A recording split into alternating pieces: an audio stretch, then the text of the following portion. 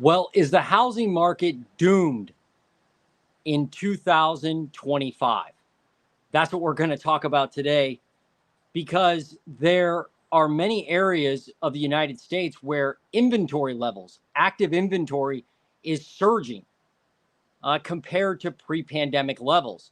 And we're going to look at some indicators and some prices, some price changes in key metros across the United States this afternoon. Thanks for joining me on the daily housing crash update. I hope you got out there and voted today. I certainly did early this morning, and it's nice to be an American and have that opportunity to vote. All right, so what's going to happen next year in the housing market? Are we set up for some kind of doomsday scenario? Well, it's very possible, I suppose, but I'll let you be the judge based on some of the data I'm going to share with you. So let's first start and look at active inventory. And to get this data, I looked at a couple different sources. One source that I use a lot, you hear me talk about it on this channel, is ResiClub Analytics.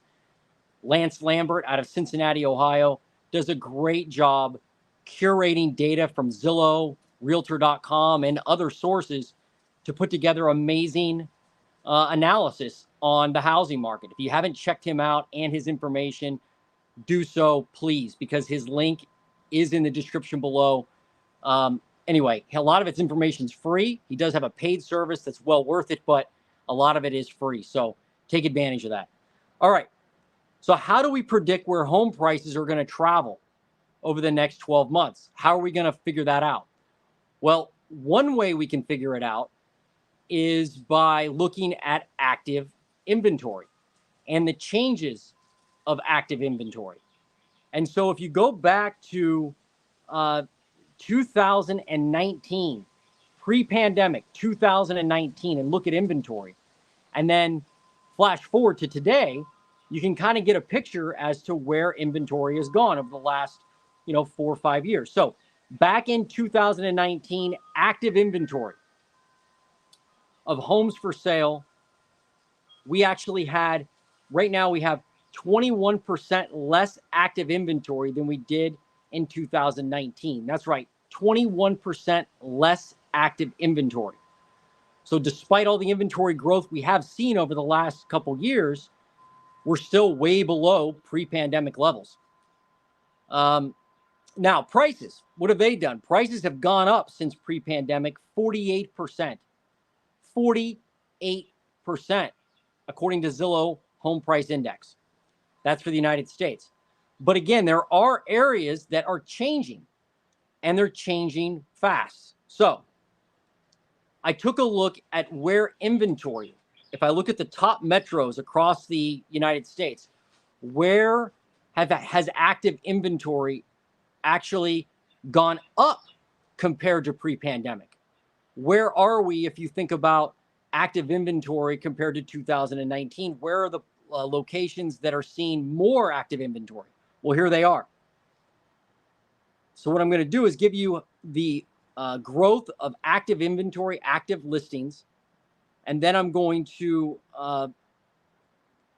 explain the price change that area has gone through over the last 3 years. So New Orleans, Louisiana, active inventory is up 13.21% compared to pre-pandemic. 13.21%. Now, what about prices? Prices are down year over year 5.34%.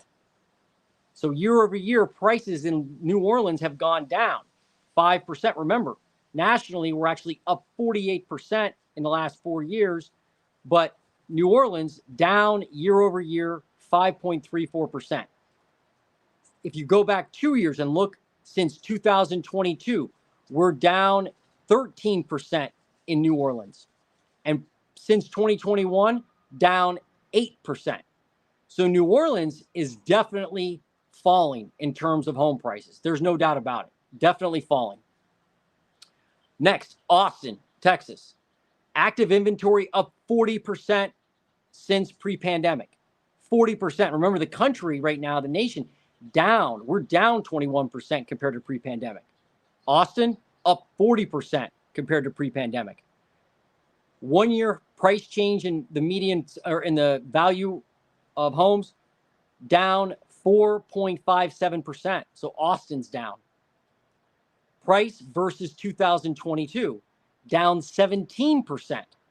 Price versus 2021, down 4.47%. So clearly there's a change going on when it comes to Austin, Texas. All right, next, Cape Coral, Florida, or Fort Myers, Florida, up 19% in active inventory, down 4.5% year over year in prices, down 6.39% since 2022. San Antonio, Texas, up 20% in inventory since pre-pandemic, up 20%. Sorry, 21%. Down 3% in prices year over year since 2022. San Antonio is actually down 5.85%.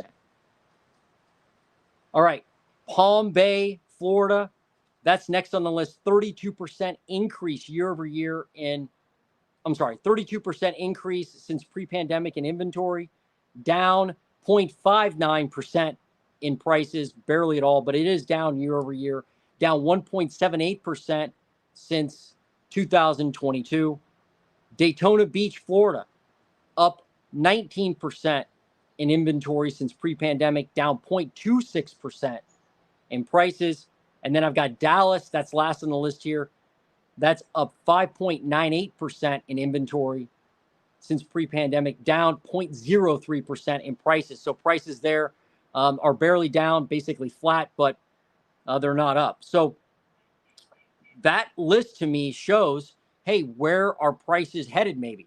Well, if you're looking at your local market and you take a look at active inventory of homes for sale and you look at the trend from 2019 through 2024, you can see if inventory has increased, like some of these areas, you may see some price softening, price decline, heck, maybe even a price crash.